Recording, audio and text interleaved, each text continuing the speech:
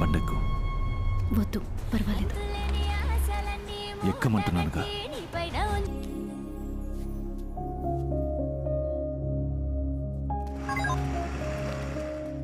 మీరు చెప్పినప్పుడు నేను పూర్తిగా అంగీకరించలేకపోయాను.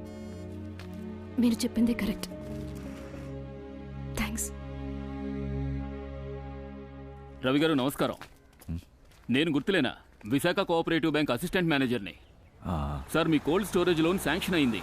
నెక్స్ట్ వీక్ చెక్ వచ్చేస్తుంది. మీ బ్రదర్కి ఈ విషయం ఇన్ఫార్మ్ చేయండి. అదేదో మీరే ఇన్ఫార్మ్ చేసేయండి. నేను ఇప్పుడు అక్కడ లేను.